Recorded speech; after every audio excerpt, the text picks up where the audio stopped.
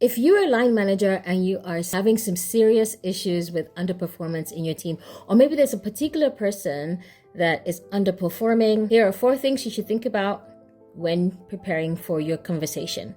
We all know that managing difficult conversations can be very nerve-wracking and emotional, so we have to prepare for it.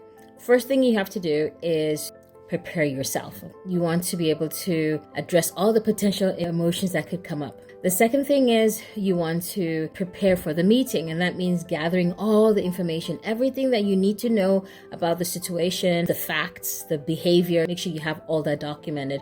You also want to make sure that you are clear about where you're going to have that conversation. If it's going to be online, okay, then if it's going to be on site, you want to make sure that you choose a space that has some level of privacy where no one can hear what you're saying. You want to make sure it's well lit and make sure that you've given that person a heads up so they know how to prepare for that meeting. The third thing you want to do is during a meeting, you want to be welcoming yet firm. You don't need to be smiling and being extra happy because that could throw the person off.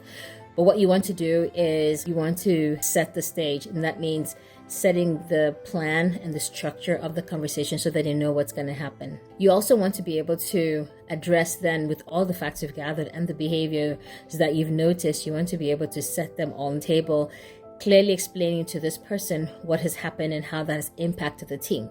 You want to also address any kind of consequences that may be connected to that behavior. Next, you want to give the person an opportunity to share their own perspectives so that you understand where they're coming from and make sure that you're on the same page.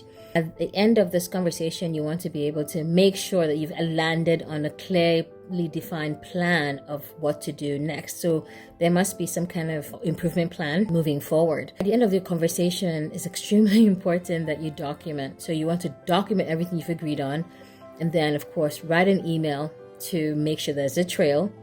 And then make sure there's also a follow-up meeting, maybe in 2 weeks' time, in a month's time, to make sure there's accountability and a process in place to ensure that those behaviors that need to be corrected are indeed corrected.